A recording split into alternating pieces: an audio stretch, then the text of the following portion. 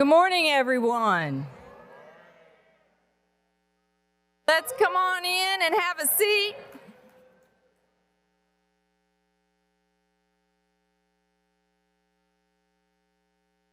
Running just a few minutes behind schedule, which Mr. Malloy would not be happy about. Right? How many of you were there in 2019 at the World Convention at the Renaissance in downtown? We run a tight ship. My name is Kathleen Gibson, and I am a woman in long-term recovery. And what that means is I haven't used drugs or alcohol since January 15th, 1993.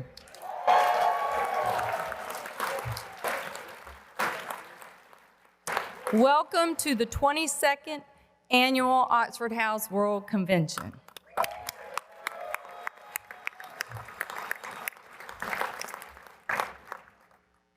As we get started this morning, we're going to invite up Father Boxley, who is acquaintance of Paul and Jane's, and he is going to do our invocation for us. He is a chaplain here in Maryland. With that, I'll ask Father Boxley to come up and welcome us all to the convention.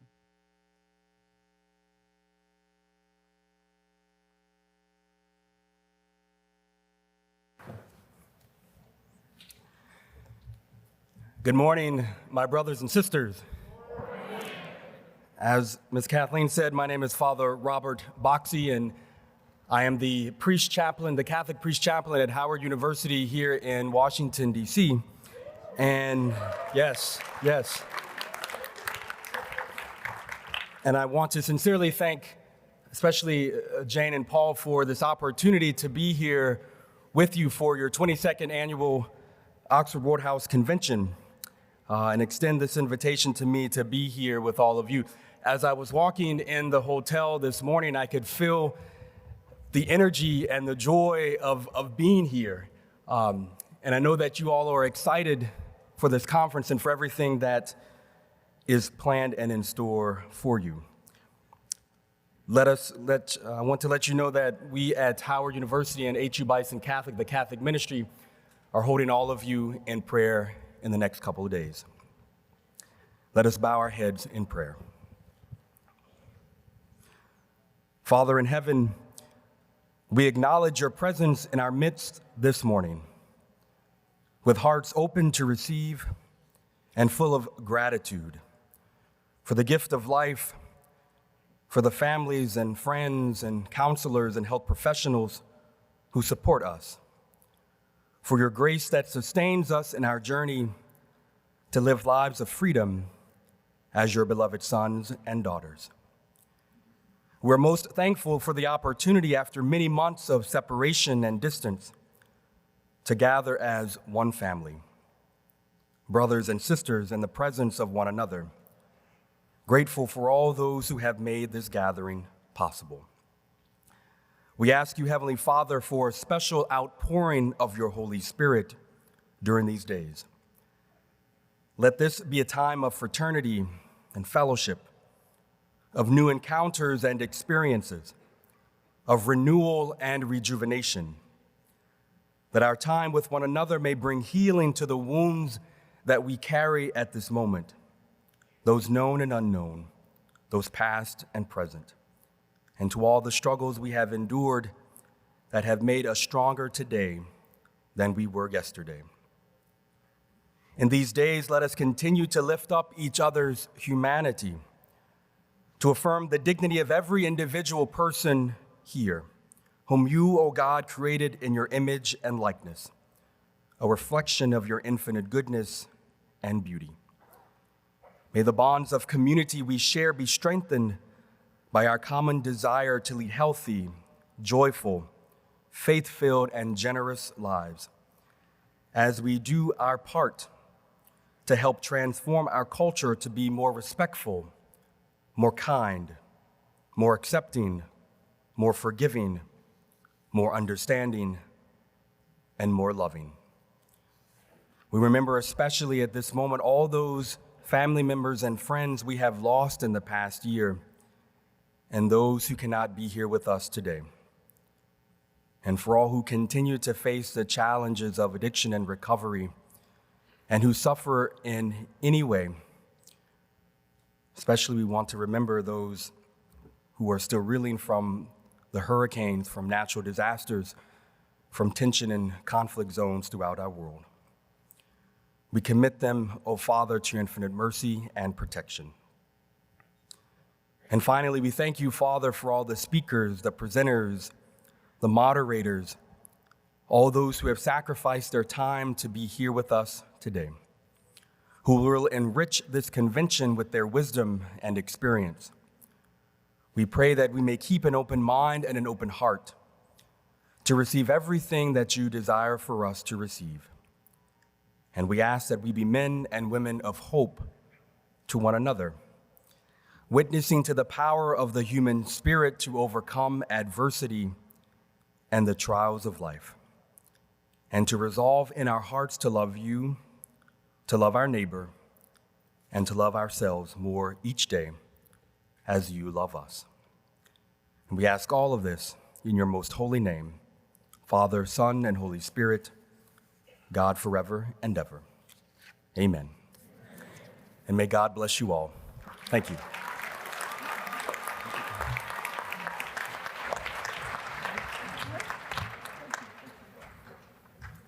So just a few things.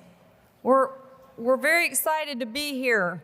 And because we're here and because we're trying to be as safe as possible, when you're in your seat, please have your mask up, have it over your nose, and practice all the good measures that we made a commitment to practice so that we could gather here together. Obviously, I'm not Paul Malloy. As some of you might have read in your convention grape, he's not going to be here this year.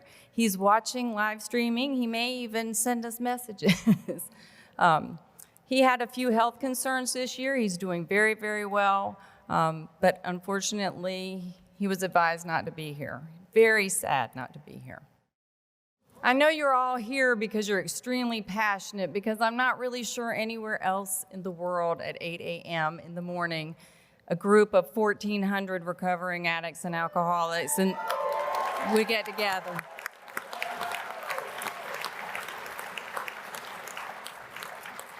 It's kind of that mutual passion that makes us all come together, and it's sort of the energy that you guys have. Hopefully we'll all take it back and we can continue to try to help each other. During the next few days, we're gonna have lots of breakout panels on research, the pandemic. Professionals are Zooming in, and then we have great people that have joined us. We're gonna learn how to have fun. We're gonna learn how to be safe, deal with health problems, deal with finance problems. A lot of effort goes into all the panels, so we're very excited about what we're gonna get out of this weekend. Our theme this year, family, community, and culture. It's important for us to remember that we're influenced by the people around us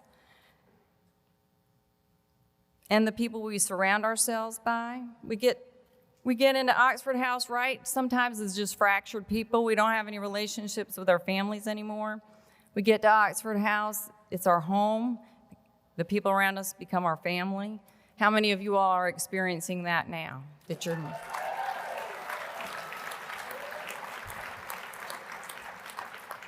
Through all that, we rebuild our lives peer-to-peer, peer-to-peer, peer-to-peer. We get to rebuild and connect with our families. Community, I mean, if we haven't learned anything about community and the Oxford House community the last year, I sat back and watched over 3,000 houses, 22,000 people get hooked up to Zoom immediately. So you could be on your chapter meetings, your state association meetings, your fundraising meetings. I've never seen anything like it. It inspired me. We are an amazing community of people.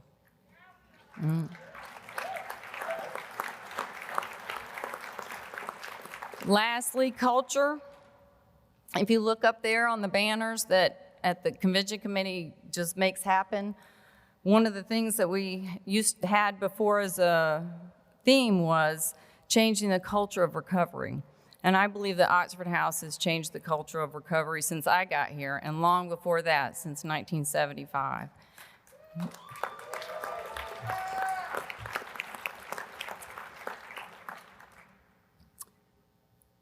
Paul mentions in the program the Oxford House family, from the individual Oxford House to the broader community of all Oxford House residents and alumni, as well as the connections with the recovery community at large, is the backbone of the Oxford House concept and key to the extraordinary success rate achieved. We are all fortunate to be a part of it, and each of us plays an important role in its success. Oxford House provides the structure we need to evolve from scared, addicted human beings to confident human beings, being comfortable in sobriety and long-term recovery. When I look around this room, I know it's true, without a doubt. We have some very distinguished members of the community that have come to help welcome us. First is Lieutenant Governor of Maryland, Boyd Rutherford.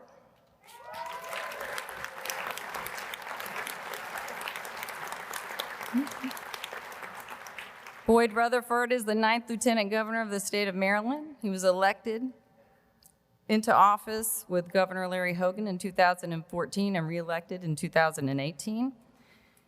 As an accomplished attorney with a lifetime of experience in both the public and private sector, he has served as the Associate Administrator for the U.S. General Services Administration, as Assistant Secretary for Administration for the U.S. Department of Agriculture, and as Secretary of the Maryland Department of General Services. In addition to his public service, he has extensive legal and business experience, including service in business and government law, information technology, sales, and small and minority business development. We are very honored that he's come to give us some welcoming remarks this morning. He's also been to visit an Oxford House before, so we're very excited about that. With that, I introduce you to the Lieutenant Governor. Thank you. Oh. Well, thank you and good morning. And Ms. Gibson, you mentioned the excitement and energy of a group of people at 8 o'clock in the morning, and you're not even mentioning some folks are coming into a different time zone, so their bodies might still feel like it's 5 a.m. or so. So there's a lot of energy here, and I want to thank you all for being here. Thank you for being in recovery and all the, dealing with the challenges of recovery and getting through that. You're an example, as Paul has said, an example for others that recovery does work. It does happen, it can happen, and you're a shining example of that. So it really is a pleasure to be with you this morning for the Oxford House National Convention. I didn't know that you all had these conventions, quite frankly, but it's good to see you. I know, a little bit of candor here. But the conversations that you're gonna have, will help individuals that are in recovery from a range of, substance use disorders, and particularly in the wake of this pandemic, the COVID-19 pandemic. And we know that COVID-19 has rolled back much of the progress that we've made in this country in addressing addiction and the opioid crisis. Through COVID-19, we've lost loved ones, jobs, and for those struggling with substance use disorder, loss of that connection to people, programs, and activities that have helped in recovery. Here in Maryland, in 2019, we saw a decline for the first time in many years of fatal overdoses, which was a sign we took that our strategy of prevention and education, treatment and recovery, and law enforcement was working. But then the pandemic hit. The Centers for Disease Control said that some 93,000 people died from fatal overdoses in 2020. That's a 30% increase over the prior year. Here in Maryland, our increase was 18% from the prior year, which represented, and I said before getting to that, it continued into 2021. The first quarter of 2021 we saw nearly a 6% increase, which represented 682 Marylanders who succumbed to overdoses. So it's critical that we provide those services and we help those individuals who are struggling with addiction. So the work of Oxford House and the recovery communities is extremely important. And we have found that housing and recovery houses is one of the missing links that we have had in our efforts in Maryland to try to address this particular crisis. And so we appreciate all that Oxford House does to provide this safe and secure locations for individuals to recover. As it goes without saying, when you're first, recovering, it's not always the best thing to go back to the environment that you were in once before. In some cases, you may have burned some bridges with some family members, and definitely don't want to be around, as my mother used to say, your fellow cronies. So I know that, joining us, today, the benefits from Oxford House and the Oxford House community, will be long lasting and will continue and stay with you as you continue your journey. The opioid crisis presents a significant risk to all of our health, our safety, and our well-being. And as the threat has evolved, so must our response as governmental officials. This summer in the state of Maryland, we launched what we call Maryland Stop Overdose Strategy, or Maryland SOS, and it's led by our Opioid Operational Command Center, which we started a number of years ago, that helps coordinate the state's response to this crisis. Maryland SOS seeks to leverage existing funding as well as new funding, local partnerships and experiences that Marylanders have in navigating this next chapter of the crisis. Well, just last week, I participated in our first regional town hall in Western Maryland, Allegheny County, where we heard from local law enforcement and concerned citizens about the challenges that they're facing in their communities.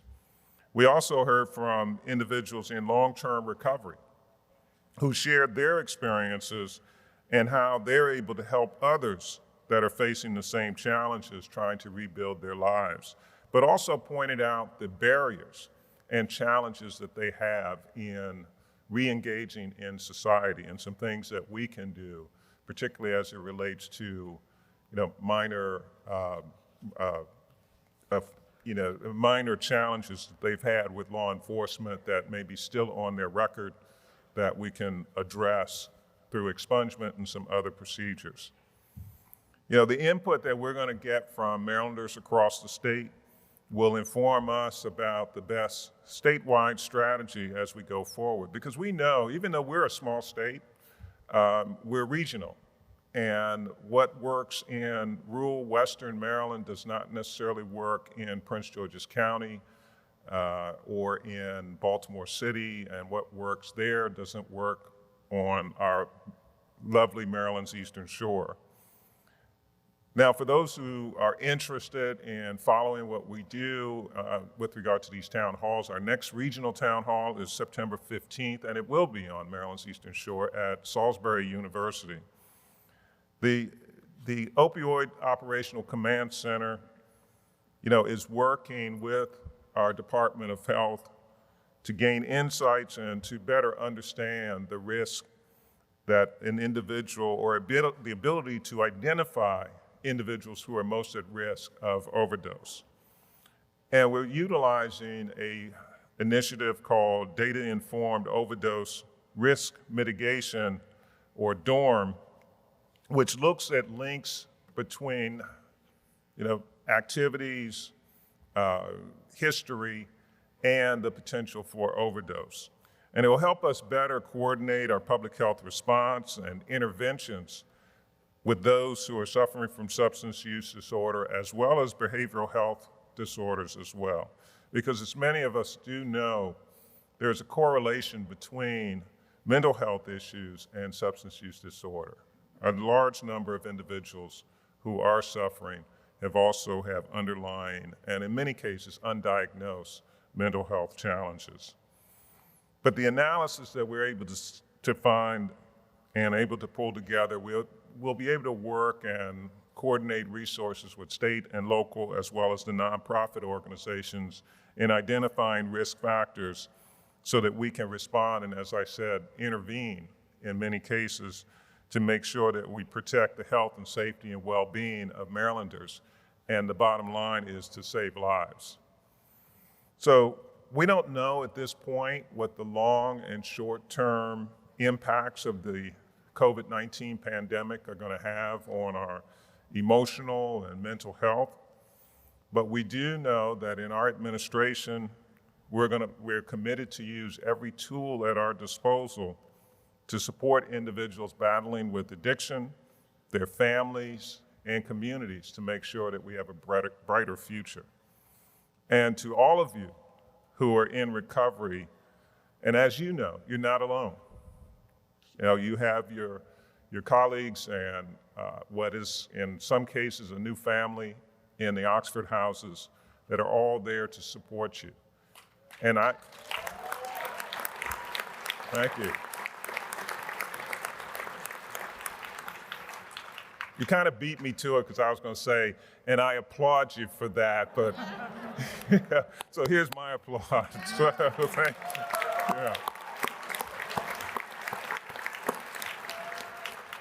And as you know, you are more than your struggles with addiction.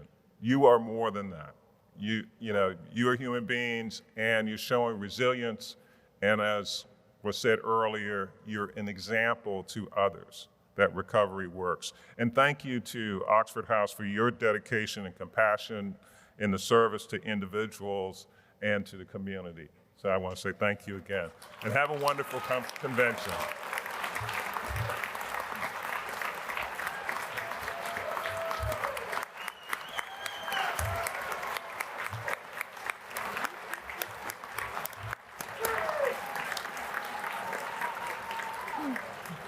Thank you.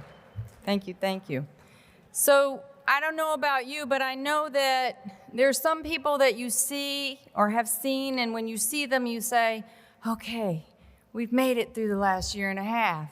We're seeing somebody I haven't seen. Dr. Barbara Bazron is one of those people. When I saw her this morning, it made me just feel like the world was turning the right side way up. She had been joining us almost every other year to give us remarks because, as you guys know, we've been having the convention in the District of Columbia for years. Now we've kind of outgrown all the spaces there, so now we're in Maryland. We're very excited to be here as well. Dr. Bazron made sure we had funding in Maryland to get started there with houses in different parts of Maryland besides Prince George's County and Montgomery County, which we've always supported. And then as she moved to the District of Columbia, she got re-involved with our program there. She's been a tremendous friend and a supporter of Oxford House, even in NIMBY issues and all kinds of things. And NIMBY is not in my backyard. Some of you guys know what that is. Dr. Bazron now is the director of the Department of Behavioral Health, appointed by Mayor Bowser. In this role, she manages the district's recovery-oriented, integrated behavioral health system. Throughout her career, Dr. Bazron has used her expertise in strategic planning and organizational development to build systems of care that promote integration of mental health and addiction services, foster equity with physical health care, and address disparities in health care. We are very grateful that she agreed to once again join us this year. And with that, I introduce you to Dr. Barbara Bazron.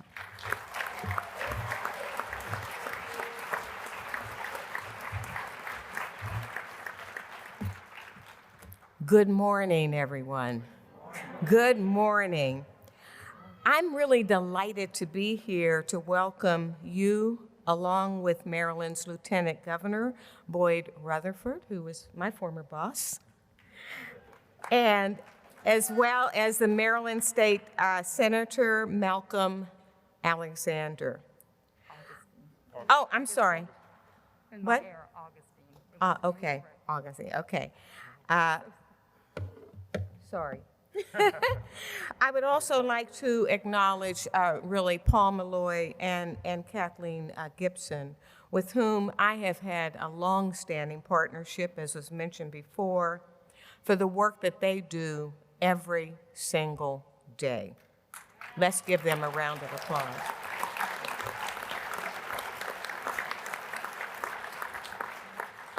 As you know, September is National Recovery Month.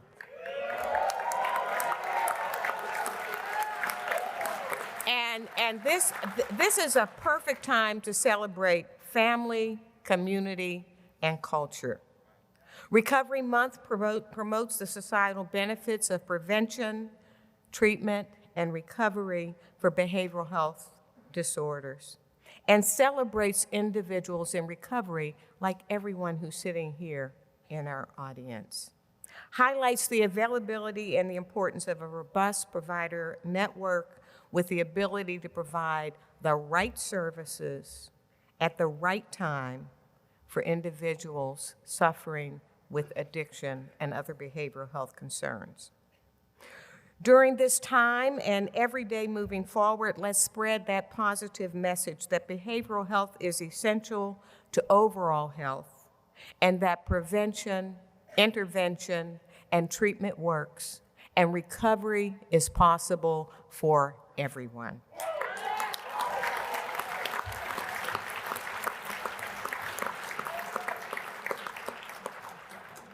Many of you are celebrating your recovery, and I'd like to give you special recognition for your willingness and commitment to remain on that recovery journey.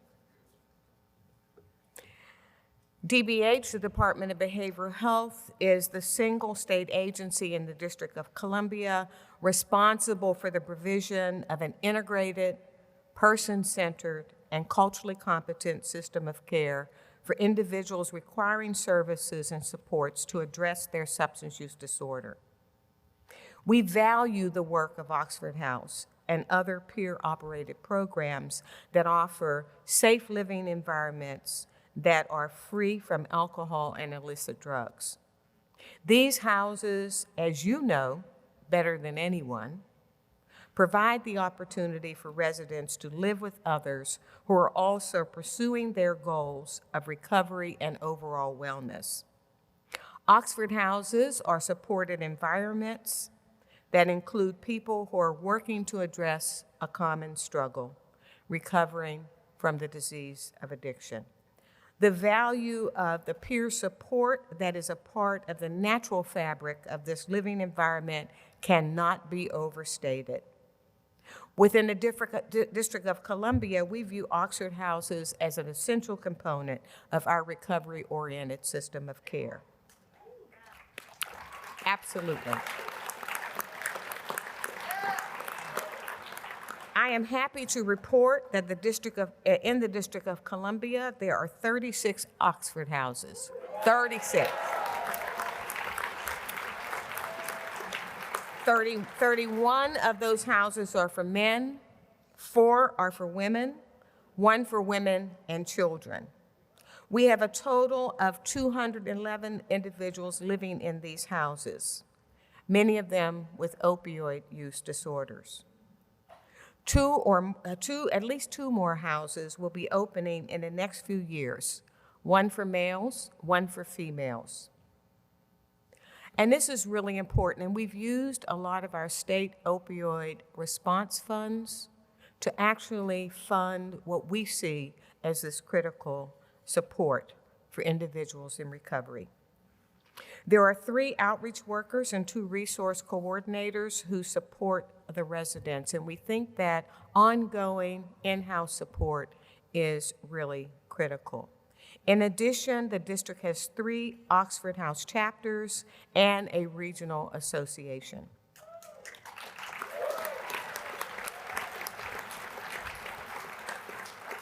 However, unfortunately, across the country, as well as here in the district, we saw a rise in fatal opioid overdoses in 2020, as the Lieutenant Governor said here in Maryland.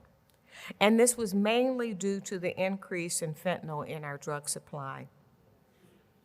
Last year, we lost 411 people to this terrible disease. One life lost is one life too many. On August 31st, which was just a few days ago, the district released its Live Long DC 2.0 plan, which places greater emphasis on harm reduction and peer support. Strategies we know that work to increase the likelihood that people will consider treatment and recovery options. We are making a major effort to get naloxone in the hands of every resident in the District of Columbia.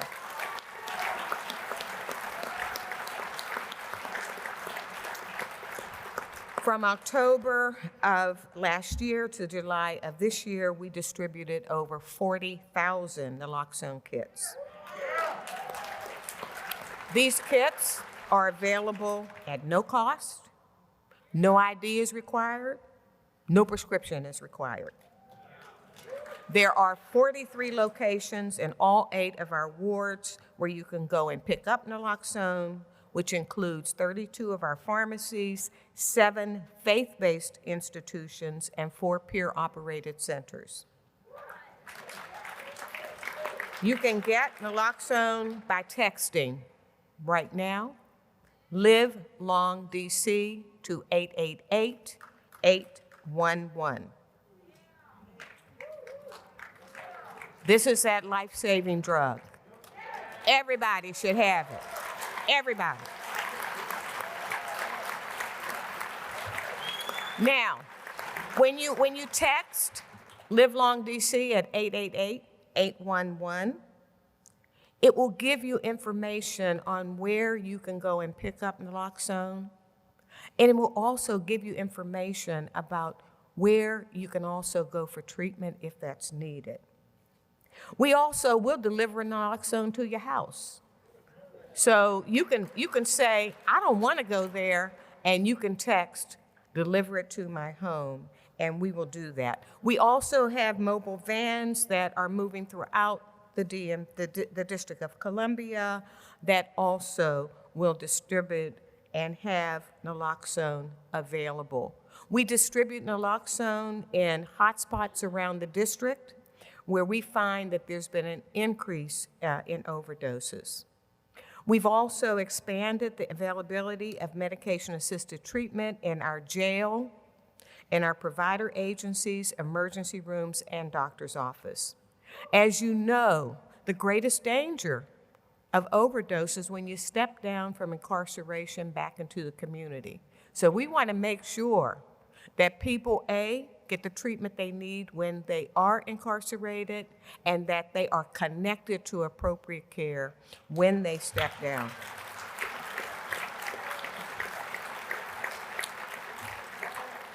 Peer support services through our rapid response team and peer outreach services have also been expanded in our new plan. Our mobile van is bringing services to the locations where people are. We got to go where they are, as opposed to saying, you got to come to us. And so our mobile vans tour all over the District of Columbia. We are also working with the faith community to get the word out about available services and supports. Last Saturday, I was actually at Westminster, it was Tuesday. I was at Westminster Church, which is one of the large faith-based institutions here within the district, and we had an opportunity to talk to people, to distribute naloxone, and to talk about the opioid epidemic and what could happen and what services were available. Our faith-based community is so important in terms of helping us address the opioid crisis. We really value the work being done by Oxford House to support the efforts that are underway within the DC community.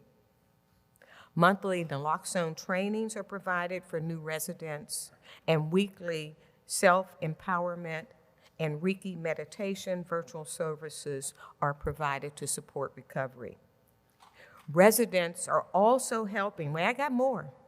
Residents are also helping with our youth awareness and support strategies.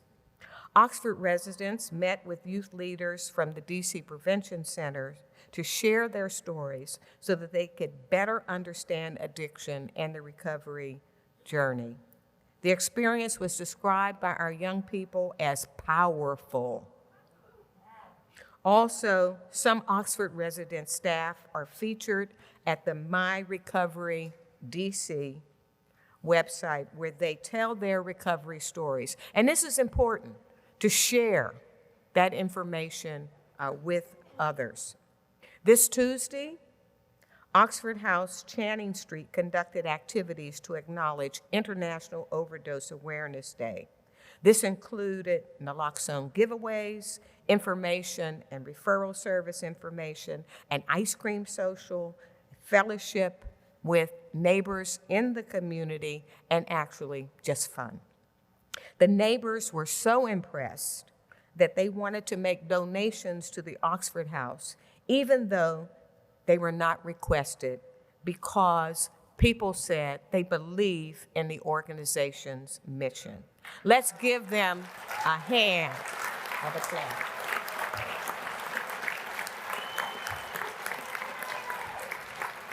Now, this highlights the fact that we all have a role to play and can make meaningful contributions that support addiction recovery.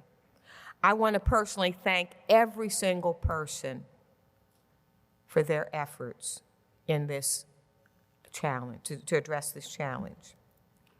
I really want to close. I want to leave you certainly with a few thoughts, and also the whole, I say this at the end of almost every speaking engagement I have, and that is that prevention, intervention, and treatment works, and recovery is possible for everyone.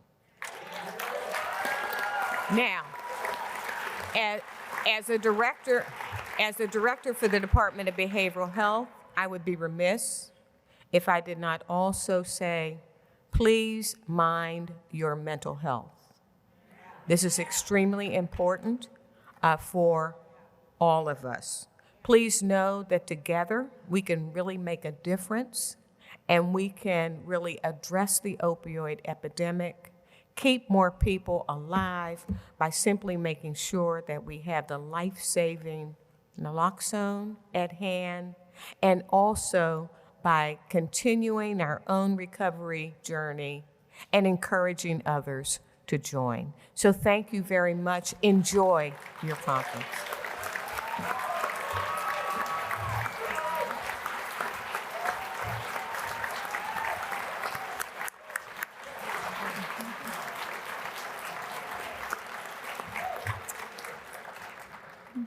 Have you ever made a little error that just seemed to go on and on and on? Mr. Malloy taught me a long time ago, when you make a mistake, you say you make a mistake and then you move on. And I'm still here, so 28 years later, working for Oxford House. So when proofing the program, I made a little error. And in the one-page agenda, we accidentally, thanks to the way the computer corrects things, it said Senator Alexander. Later in the program, it says Senator Augustine.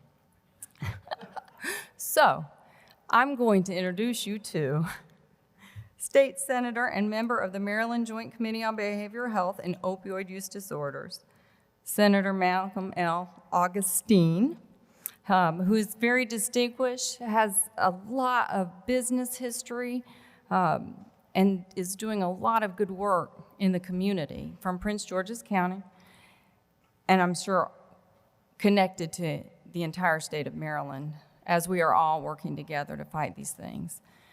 So with that, I will give you Senator Augustine.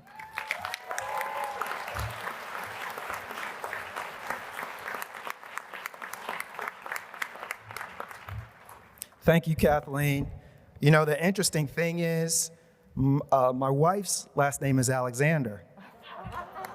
And a lot of times, although she now uses the last name of Augustine, we oftentimes get those two names going one way or going the other. So I don't mind being called Alexander at all. So no problem, no problem. I'm so pleased to be up here with our distinguished Lieutenant Governor, Dr. Bazemore, the other people who are here on stage, including COO Kathleen, who has so graciously brought me up here, Gibson. And I'm also just really honored and pleased that joined up here by Father Boxey, who probably does not remember this, but he was a vicar at St. Joseph's Church, and he served in the confirmation of one of my daughters. And so I thank you for that. And the thing about that, I think, is just really appropriate, particularly for this morning. And y'all forgive me. I mean, I am a Catholic, and I'm just going to share a little bit with you all, okay? In that process, it's just so touching, I think, where you go and you confess, you say, I'm imperfect.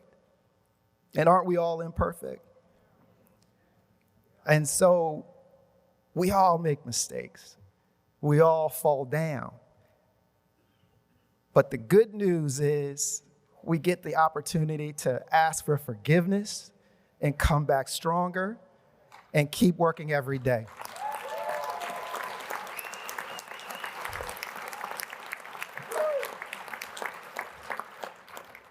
That's how I try to live my life, and I know that that's what Oxford House is at the heart of the Oxford House and Oxford House experience.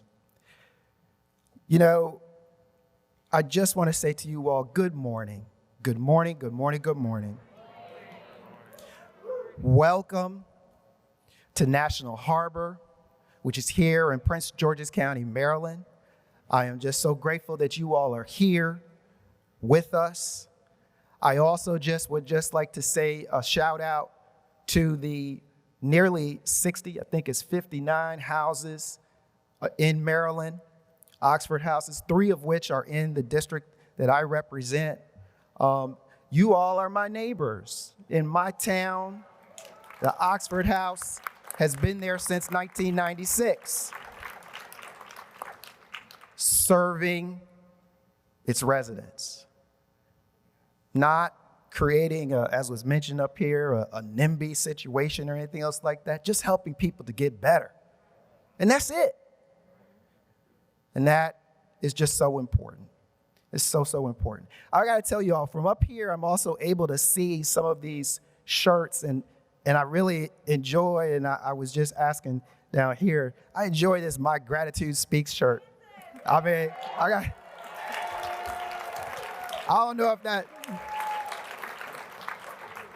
don't know if that's like a something that folks do or whatever, but I like that. I got to tell y'all. And then whoever else out there got their shirts going on, that one really speaks to me, and I really do think that it's a wonderful testament to the things that are going on there. And I think y'all are from Kansas. See, I'm hoping that there's some folks out here from Maryland. I'm not sure if we have any in the house or not, and we do. Thank you. Okay. I talked with CEO Malloy, who I know you all know is so passionate about Oxford House, and he just told me, he said flat out, Malcolm, this works. This works. Self-run, self-supporting recovery housing. Simple, but it works. And so we just want to be supportive of that. I am supportive of that. We want to support it however we can so that people can live their full lives, reach their full potential. And like I said, I'm just so honored to be here to welcome you to Maryland, to National Harbor. And I have a Senate citation that I'd like to present to you, Kathleen, from the Senate of Maryland, our Maryland General Assembly. if you all will let me do that. All right, thank you. So we have a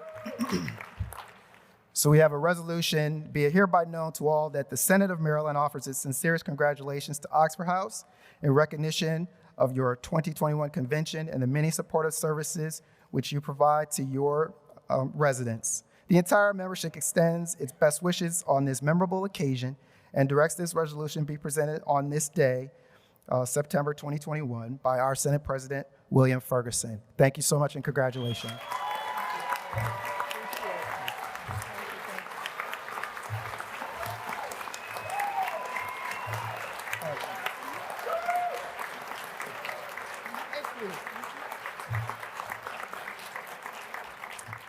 We are very honored to have you all here today. Thank you.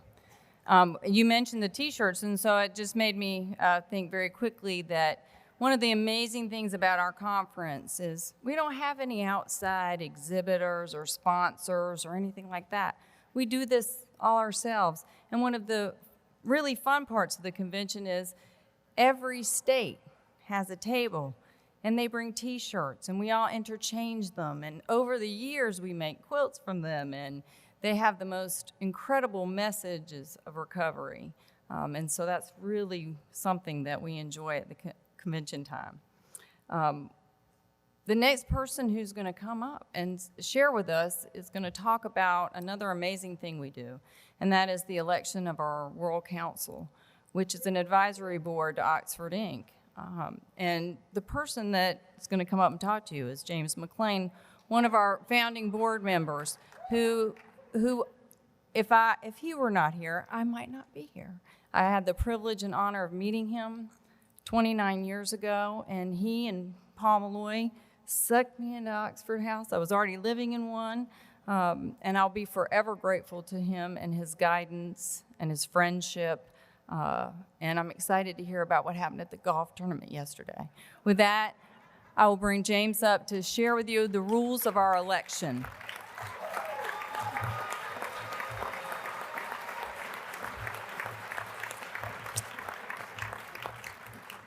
Good morning, everybody. Good morning. Excuse me, this is the Oxford House 22nd Convention. I need to say good morning to everybody. Good morning. Thank you very kindly. It is an honor to be here where I come from, to be on the stage with the Lieutenant Governor of Maryland, Senator, priest, doctor.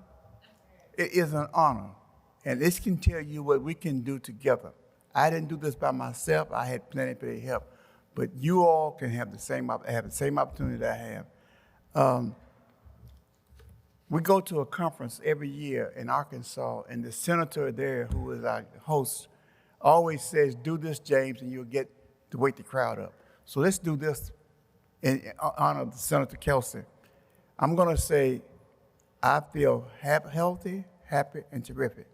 We're going to do it 3 times, but each time we do it, we're going to get louder, so we can wake up, because you've been traveling all day, you've been up all night long, and you need to wake up.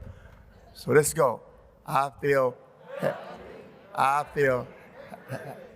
terrific. Let's go up. I feel healthy, I feel happy, and I feel terrific. Now let's really blow the house out. I feel healthy, I feel happy, and I feel terrific.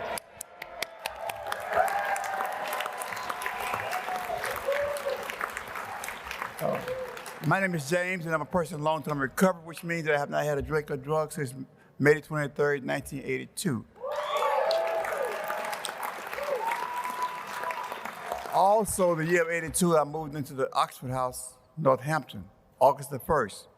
And I tell you today that I would not be clean without the Oxford House movement. So I give all my God to Oxford House. As we have progressed along, we have also had to start these little committees and these little side things that we do. And one of the things that we started was World Council.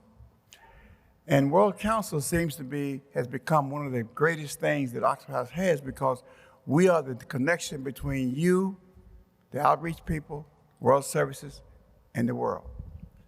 And so to do this, we have to meet and we have to come up with strategies. We listen to you guys talk, you tell us what you need, You tell us what you want, what you think we should do, how we should change things, and we try to do this. So I'm going to ask my World Council members just to step up so you can see those guys.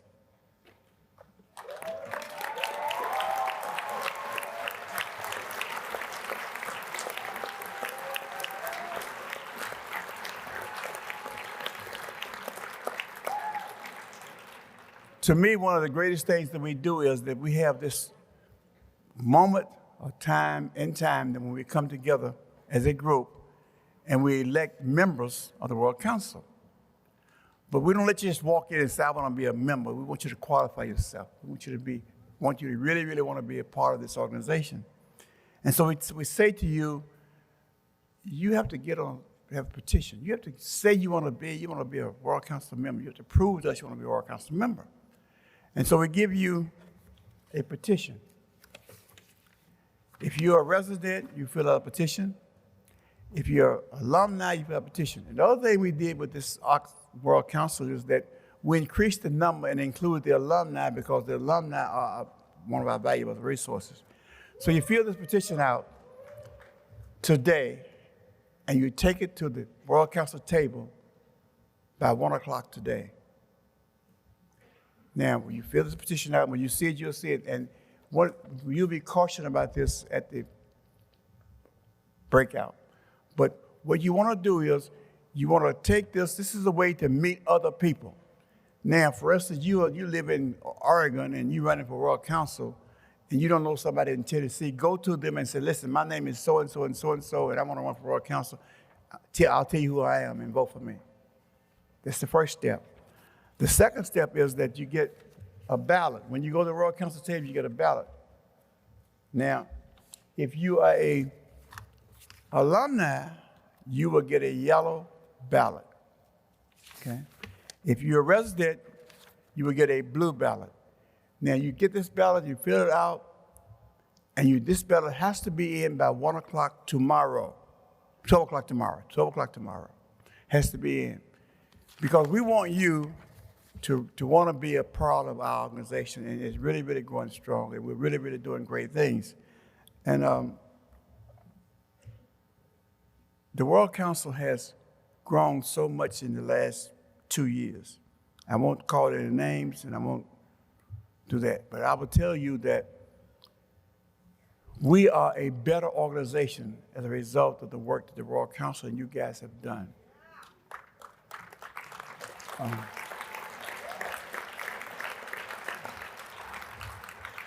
We need you to come into the World Council. We need you to come with us, be with us. Come out and help us get better.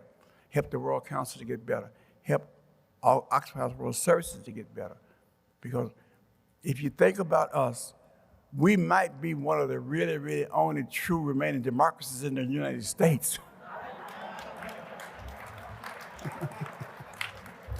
Anyway, you're here, have a wonderful time, enjoy yourself. But remember, you are Oxford House family, and we do conduct ourselves in a great, great manner. Thank you.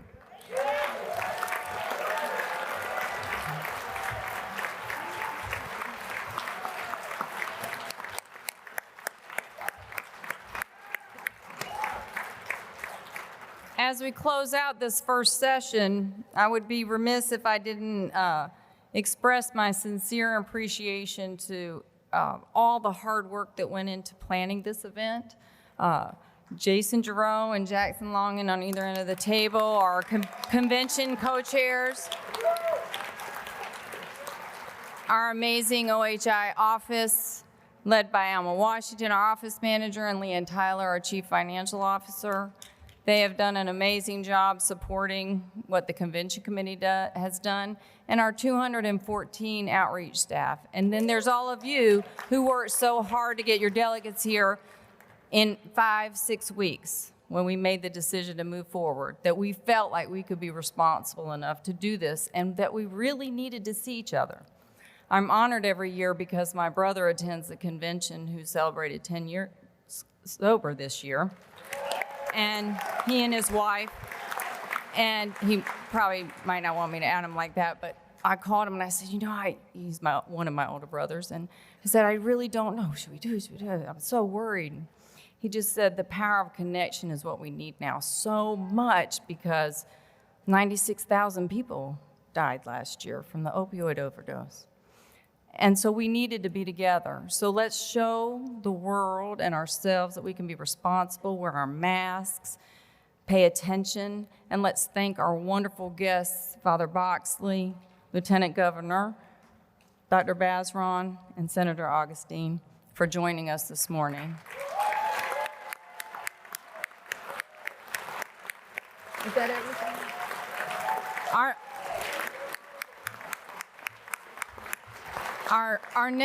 Our next session starts at, when does our next set? 9:45 in different breakouts, right? Okay. You have a what? Okay, sit in your seat just a few seconds more. Jackson's going to come up and give a few announcements, and then you can break until we make our way to our breakouts. 2 minutes. Sorry. Good morning. My name is Jackson Long, and I'm in long-term recovery.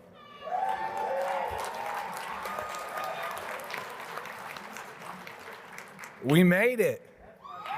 We made it. This has been very, very stressful and difficult on all of us as staff. With this year's convention, it came about that close to not even happening. That Delta variant really made us very, very nervous about the safety and well-being of everybody, which that's really the primary purpose, right? It's like we want everybody to come into a safe environment, build a personal program of recovery, and then go on to follow all of their dreams and wishes to live a happy, destiny, long life. That's what it's about. And so we had to make some very difficult decisions in the 11th hour that I know were not very popular around the country, but I'm willing to make unpopular decisions if it's in the best interest of the whole.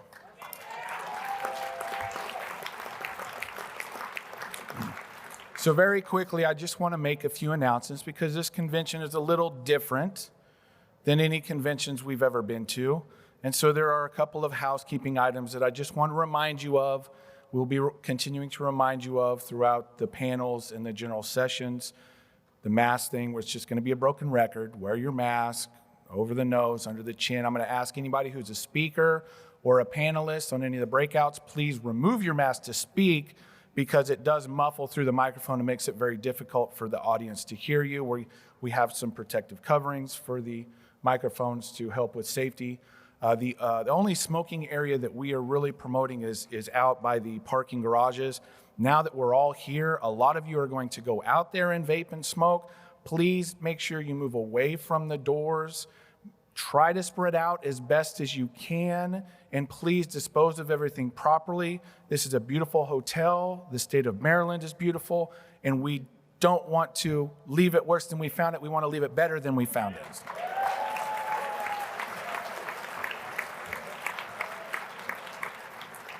We are videotaping all of the sessions, so please be mindful of that as you're coming and going, or if you're having side conversations in the back of the room, we ask you to please be respectful and step outside if you feel that it is important for you to converse with other people during sessions.